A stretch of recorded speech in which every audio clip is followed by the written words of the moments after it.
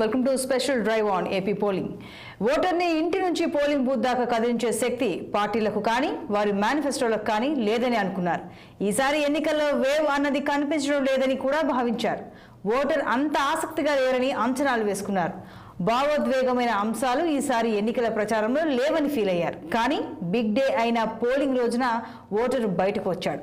సూర్యోదయం కాకముందే పోలింగ్ కేంద్రానికి చేరుకున్నాడు. ఓటు వేసి తీరాలని పట్టుబట్టి మరీ క్యూ కట్టాడు.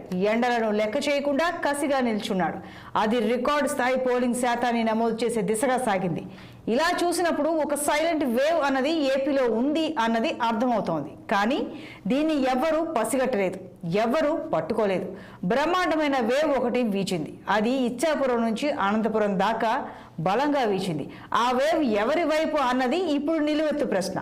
ఇంతటి వేవ్ కనుక వస్తే అది ఏకపక్ష తీర్పునకు కారణం అవుతుందని గత అనుభవాలను, గతంలో జరిగిన ఎన్నికల ఫలితాలు నిరూపించాయి.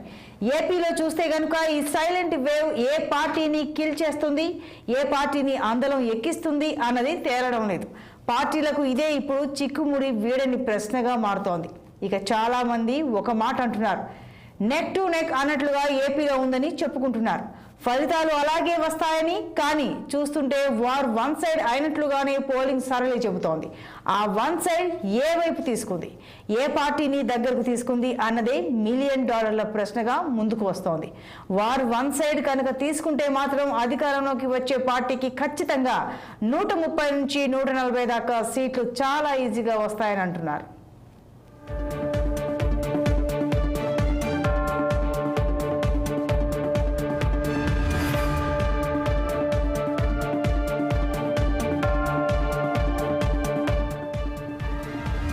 కోనసీమ జిల్లా కొత్తపేట నియోజకవర్గంలోని ఆత్రేయపురంలో సార్వత్రిక ఎన్నికల సందర్భంగా ఒక పోలింగ్ బూత్ దగ్గర వైసీపీ, టీడీపీ వర్గాల మధ్య తలెత్తిన వివాదం పరస్పర దాడులకు దారితీసింది.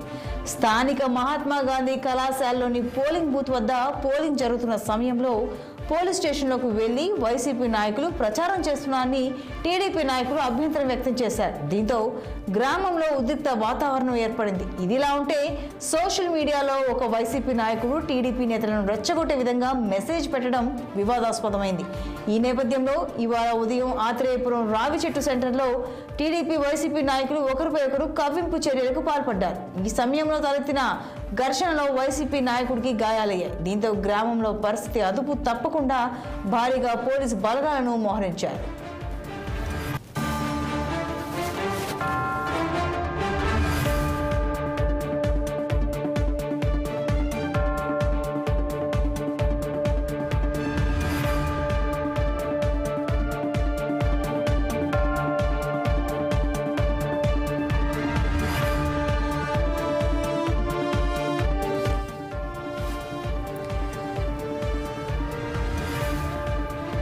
ఈసారి చూస్తే వేవ్ మళ్ళీ అయితే ఉండదు.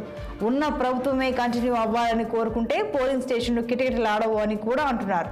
అలా ఆలోచిస్తే విపక్ష టీడీపీ కూటమి వైపు బలమైన వేవ్ సాగిందన్నది ఓ విశ్లేషణ.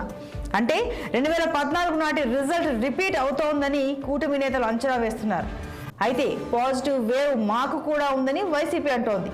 అది ఒక బలమైన తీర్పు రూపంలో వస్తోంది అని అంచనా వేస్తోంది. అయితే ఏపీలో ఒక సందర్భంలో మాత్రమే వరుసగా బలమైన వేవ్ వీచి ప్రభుత్వానికి భారీ సీట్లు దక్కాయి.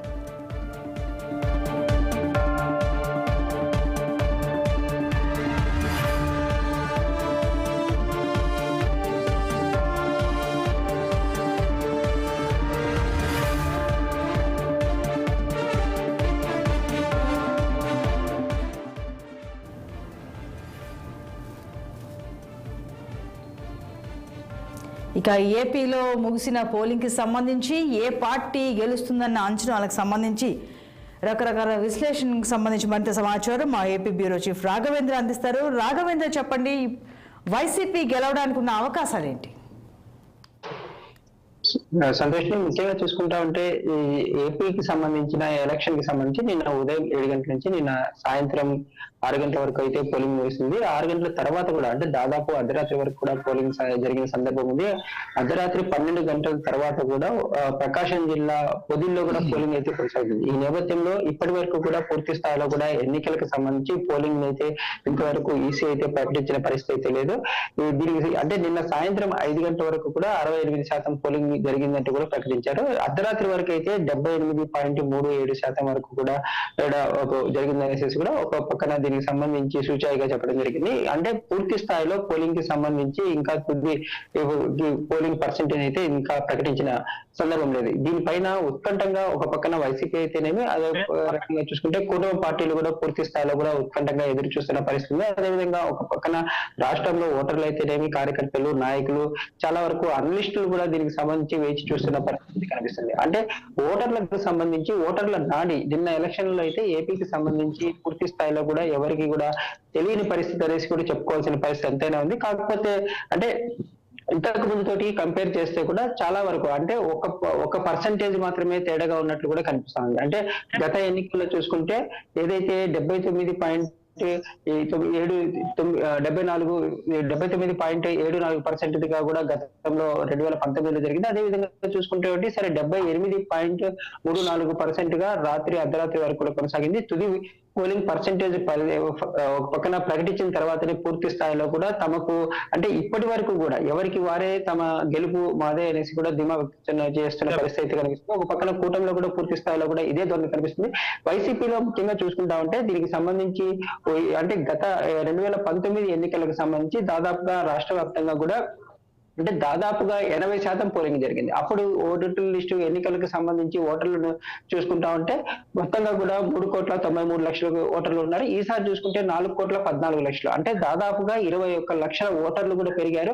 అదే విధంగా చూసుకుంటా ఉంటే ముఖ్యంగా ఒక పక్క రాష్ట్రమైన తెలంగాణలో ఎక్కువగా కూడా ఓటర్లు ఉండటంతో కూడా వారంతా కూడా శనివారం శుక్రవారం నుంచే బయలుదేరి కూడా ఏపీకి రావడం జరిగింది. శనివారం ఆదివారం కూడా 2 రోజులు కూడా పూర్తి స్థాయిలో హైదరాబాద్ నుంచి ఏదైతే ఏపీ ఓటర్లు ఉన్నారో వాళ్ళు దాదాపు చాలా వరకు అంటే దాదాపు 70-80% కూడా పూర్తి స్థాయిలో కూడా ఒక పక్కన ఆర్టీసీ బస్సులు అయితేనేమి ప్రత్యేక రైళ్లు అయితేనేమి అదే విధంగా వ్యక్తిగత వాహనాల్లో కూడా వచ్చారు. దీనికి సంబంధించి ఓటింగ్ కూడా పూర్తి స్థాయిలో కూడా 80% వరకు వచ్చిందనేసి కూడా చెప్పుకోవడానికి చాలా వరకు అవకాశాలు ఉన్నాయి.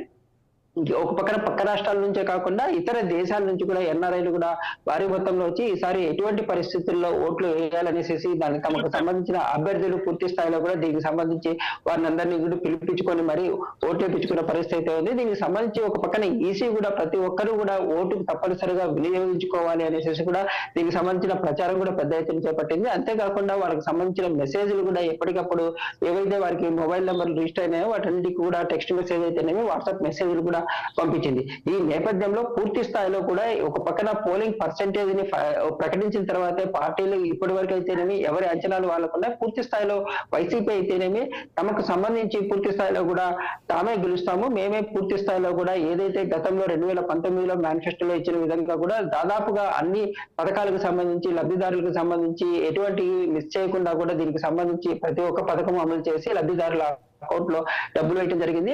ప్రతి ఒక్కరికి సంక్షేమమే ధ్యేయంగా దాదాపు 5 సంవత్సరాలు కూడా పాలించిన పరిస్థితి ఉంది. గతంలోనే అంటే ఏదైతే చెప్తామో ప్రతి కుటుంబానికి లబ్ధి జరిగింది అనుకుంటేనే ఓటు వేయండి అనేసి ముఖ్యమంత్రి కూడా ఏదైతే సిద్ధం సభలు వచ్చినప్పుడు అయితేనేమి తర్వాత బస్సు యాత్రలో రాఘవేంద్ర అంటే ఇప్పుడు వైసీపీ వర్షన్ ఏంటి అంటే వై నాట్ 175 అనే నినాదం ప్రతి ప్రచారంలోనే ఎత్తుకున్న జగన్ గవర్నమెంట్ అసలు అంటే గవర్నమెంట్ ఏర్పాటు చేస్తుందంటారా? అసలు ఆ పార్టీ వర్షన్ ఏంటి?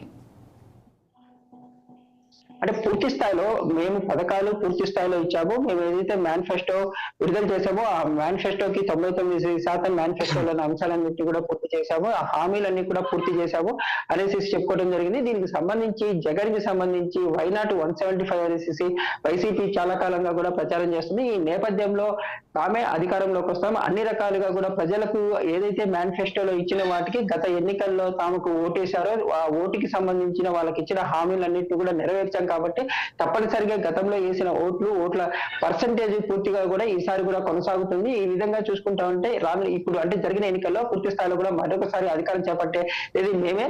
పూర్తి స్థాయిలో ప్రజలంతా కూడా రాష్ట్రానికి సంబంధించిన ప్రజలంతా కూడా మాతోటే ఉన్నారు. గతంలో పూర్తి స్థాయిలో సంక్షేమంతో పనిచేసాము, ఈసారి సంక్షేమము అభివృద్ధి కూడా తీసుకొని వచ్చేది మేమే అనేసి కూడా ఒక పక్కన వైసీపీ శ్రేణులు పూర్తిగా కూడా దీనికి సంబంధించి ఆశాభావం అయితే వ్యక్తం చేస్తున్న పరిస్థితి కూడా కనిపిస్తుంది. సంతోష్.